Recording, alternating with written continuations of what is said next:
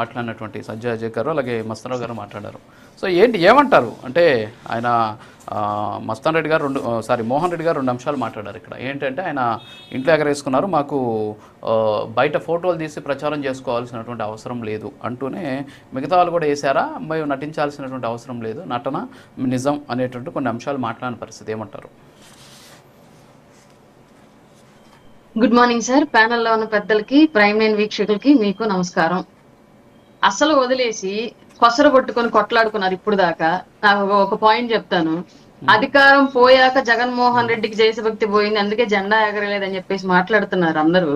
అసలు అధికారంలో ఉన్నప్పుడు జగన్మోహన్ రెడ్డికి దేశభక్తి ఉంది అని చెప్పేసి ఎవరన్నారు? అతను దేశభక్తి లేని వ్యక్తి అని చెప్పేసి నేను ఎన్ని సంఘటనలు చెప్తాను, నోట్ చేసుకోండి కావాలంటే. పాయింట్ నంబర్ 1, విశాఖ బీచ్ లో అబ్దుల్ కలాం బీచ్ పేరు మీద ఉన్నటువంటి బీచ్ ని తీసుకెళ్లి అబ్దుల్ కలాం గారి కన్నా కూడా వైఎస్ రాజశేఖర రెడ్డి గారు ఏదో పెద్ద దేశోద్ధారకుడు అన్నట్లుగా అబ్దుల్ కలాం గారి పేరుని తీసేసి వైఎస్ఆర్ పేరు పెట్టినప్పుడే జగన్మోహన్ రెడ్డికి దేశభక్తి లేదన్న విషయం తేటతెల్లం. నంబర్ 1. నంబర్ 2, అంబేద్కర్ విదేశీ విద్యా విధానం పథకం పేరుని అతను తీసేసి అంబేద్కర్ గారి కన్నా కూడా జగన్మోహన్ రెడ్డి పెద్ద దేశభక్తుడు, పెద్ద ఉద్యమకారుడు అన్నట్లుగా, పెద్ద తత్వవేత్త అన్నట్లుగా జగన్ విదేశీ విద్యా విధానం అని పేరు పెట్టుకున్నప్పుడే జగన్మోహన్ రెడ్డికి దేశభక్తి లేదన్న విషయం తేటతెల్లం. ఆచార్య నాగార్జున యూనివర్సిటీలో వైఎస్ఆర్ బొమ్మ తీసుకెళ్లి పెట్టి కాలేజీల్లో యూనివర్సిటీల్లో వైఎస్ఆర్ జెండాలు కట్టించి అక్కడ ఉన్న ఛాన్సలర్ రాజశేఖర్ అడ్డం పెట్టుకొని నాగార్జున యూనివర్సిటీలో కూడా రాజకీయం చేసినప్పుడే అతనికి దేశభక్తి లేదన్న విషయం తేటతెల్లం. పంచాయతీరాజ్ వ్యవస్థ నిర్వీర్యం చేసి సర్పంచులకి కనీసం బ్లీచింగ్ పౌడర్ కూడా డబ్బులు ఇవ్వకుండా పంచాయతీరాజ్ వ్యవస్థలో ఉన్న డబ్బులన్నింటినీ తీసి తన స్వార్థానికి పబ్లిసిటీకి వాడుకొని ఈక్వల్ గా సచివాలయ వ్యవస్థ తీసుకొచ్చి పంచాయతీరాజ్ లో ఉన్నటువంటి సర్పంచుల్ని డమ్మీలను చేసినప్పుడే అతనికి దేశభక్తి లేదన్న విషయం తేటతెల్లం.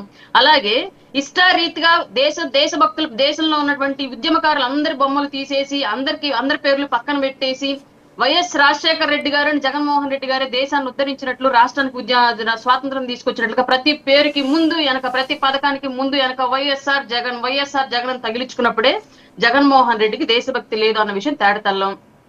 పోలీసు అమరవీరుల సంస్మరణ సభకు వెళ్లి వాళ్ళ జీవితాలకు దేశం కోసం, రాష్ట్రం కోసం వాళ్ళు చేసిన త్యాగాల గురించి మాట్లాడకుండా అక్కడికి వెళ్ళి ఆ వేదిక మీద భోస్డీకే అనే పదం గురించి వివరణ ఇచ్చి అక్కడ కూడా రాజకీయం మాట్లాడినప్పుడే తేటతెల్లం అతనికి దేశభక్తి లేదు అని చెప్పేసి.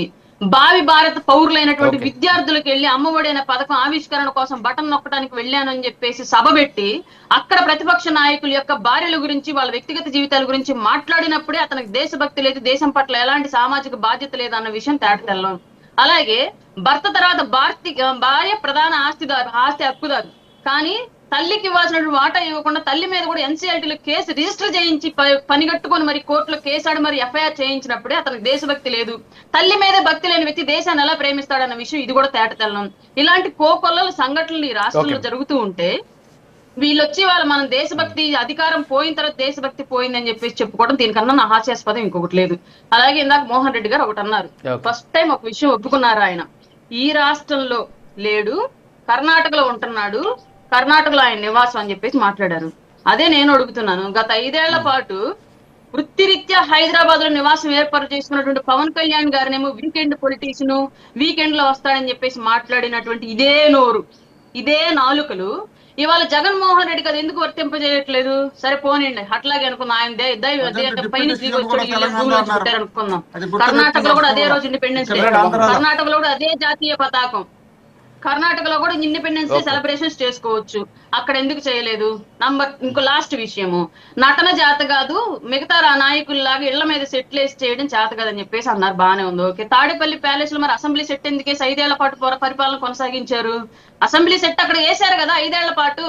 దేవాలయాలకు సంబంధించి పండుగలన్నీ ఆ తాడేపల్లి ప్యాలెస్ లోని సెట్లు వేశారు కదా మీరు. ఉగాదికి సెట్ వేశారు, సంక్రాంతికి సెట్ వేశారు, మిగతా పండుగలన్నింటికి సెట్లు వేసి, అంటే హిందూ దేవతల్ని దేవుళ్ళని అవమానించడానికి మీరు సెట్లు వేసుకుని గుడులకు రాకుండా ఇళ్లలో పండుగలు చేసుకుంటారు. ప్రజల సొమ్ము కోట్లు ఖర్చు పెట్టి ఆ సెట్ల కోసం చిన్న కర్ర ముక్క బాతి పైన జెండా ఎగరడానికి మీకు సెట్ వేయడానికి మనసు ఒప్పలేదా? అప్పుడు వచ్చిన సెట్లు ఇప్పుడు రాలేదా? మీకు చెప్పడానికన్నా కనీసం సెన్స్ ఉండాలిగా, ప్రజలు నవ్వుతారన్న కనీసం ఇంగిత జ్ఞానం ఉండాలిగా మీకు ఈ విషయంలో అయినా సరే. ఇప్పుడైనా ఆలోచించండి, జగన్మోహన్ రెడ్డికి అధికారంలో ఉన్నప్పుడు దేశభక్తి లేదు, అధికారం పోయినాక పోవడం కాదు. ఓకే, మోహన్ రెడ్డి గారు మాట్లాడండి.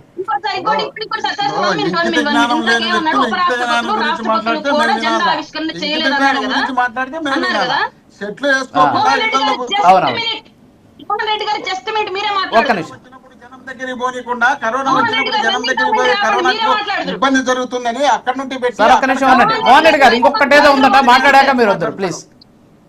మోహన్ రెడ్డి గారు 1 మినిట్ మీరే మాట్లాడుతారు. టైం అంతా మీరు తీసుకుంటారు. 1 మినిట్. మోహన్ రెడ్డి గారు, ఒక్క నిమిషం. మాట్లాడుతుంటే అంతా మీకే సరిపోతుంది కదా. లేదు ఇస్తా ఆ ఒక్క పాయింట్ చెప్పేసాను. లేదు ఆ ఒక్క పాయింట్. మేడం మీరు మాట్లాడండి. ఉపరాష్ట్రపతులు రాష్ట్రపతులు జెండాలు ఎగరేయలేదు, అది ఎందుకు క్వశ్చన్ చేయలేదని మాట్లాడుతున్నారు కదా. క్లియర్లీ చెప్తున్నాను, ఉపరాష్ట్రపతికి రాష్ట్రపతికి పార్టీలు సొంత పార్టీలు లేవు, వాళ్ళ పార్టీలకు అధ్యక్షులు కాదు, వాళ్ళని ఒక 40% ఓటు బ్యాంక్ ఉంది, యువత ఫాలో అవుతున్నారు అని చెప్పేసి ఇన్ఫ్లుయెన్సర్ల కింద వాళ్ళేమి రాష్ట్రంలో లేరు. జగన్మోహన్ రెడ్డికి ఒక పార్టీ ఉంది, ముఖ్యమంత్రిగా ఆ పార్టీ ఈ రాష్ట్రంలో ఉంటే ముఖ్యమంత్రిగా ఈ రాష్ట్రాన్ని ఏలాడు, అతనికి ఒక 40% ఓటు బ్యాంక్ ఉందని మీరే గర్వంగా చెప్తున్నారు. యువత అతన్ని ఫాలో అవుతున్నారు, బయటకు వస్తే తండోపదండాలుగా వచ్చేస్తున్నారు, పోలీసులు ఆపుతున్నారు అని చెప్పేసి మీరే చెప్తున్నారు. అంటే జగన్మోహన్ రెడ్డి ఒక సంకేతాన్ని సమాజంలో పంపిస్తే 40% క్యాడర్ అతను ఫాలో అవుతారన్న విషయం మీరు మర్చిపోవద్దు. అతను ఈ రోజు జెండా ఎగరేయకుండా దేశాన్ని అవమానిస్తే 40% క్యాడర్ కూడా అదే దారిలో వెళ్తారు. కాబట్టి నాయకుడిని బట్టి క్యాడర్ ఉంటారు. కాబట్టి నాయకుడు ఏ దిశానిర్దేశం చేస్తే అదే సమాజంలో వెళ్తున్న విషయాన్ని Jaganmohan Reddy and YCP cadre గుర్తుంచుకోవాలి. ఇప్పుడు నాయకుడు చూసి అట్లా ఫాలో అవుతారు అంటున్నారు కదా. నాయకుడు ఇంట్లో జెండా ఎగిరేసినారని చెప్తే ఇంట్లో లేదని చెప్తున్నారు కదా. అదే నాయకుడిని పార్టీ ఆఫీసులో జెండా ఎగిరేసినది కనిపిస్తున్నదా లేదా కనిపించి మాట్లాడుతున్నారా కనిపించకుండా మాట్లాడుతున్నారా? జాతీయ నాయకులుగా ఉన్నటువంటి వెంకయ్య నాయుడు గారు, ఉపరాష్ట్రపతిగా ఉన్నటువంటి వెంకయ్య నాయుడు గారు, రాష్ట్రపతిగా పనిచేసి దిగిపోయినటువంటి ఆయన, అలాంటి వ్యక్తులకు జెండా పనికిరాదా? జాతీయ జెండా కేవలం జగన్మోహన్ రెడ్డి గారు ఇంట్లో చేస్తే ఇది కనపడదా? మీరు కరోనా వచ్చినప్పుడు నవ్వుతే ఏమర్థం? రాజుగారు నవ్వితే ఏమర్థం? ఓకే ఓకే అంటే మాది కామెడీ కాదండి వాళ్ళు మీరు సపోర్ట్ మిమ్మల్ని ఎవరు అనుమానపరచలేదండి, మిమ్మల్ని ఎవరు అనుమానపరచలా. మీరు తీసుకున్నటువంటి సారూప్యతకి నవ్వొచ్చింది నాకు, మీరు తీసుకున్నటువంటి సారూప్యతకు నవ్వొచ్చింది అంతే. వెంకయ్య నాయుడు ఇప్పుడు ఈయన ఒక పార్టీ అధినేత కాదా? అవునా కాదా? ఒక పార్టీ అధినేత. వినండి సార్ వినండి సార్, చాలా ఓపిక గా వింటున్నా మీరు మాట్లాడేది. ఎందుకో నన్ను మీరు టార్గెట్ చేస్తా నాకు అర్థం కావట్లా. వినండి ఫస్ట్. వెంకయ్య నాయుడు అని ఆయన భారత మాజీ ఉప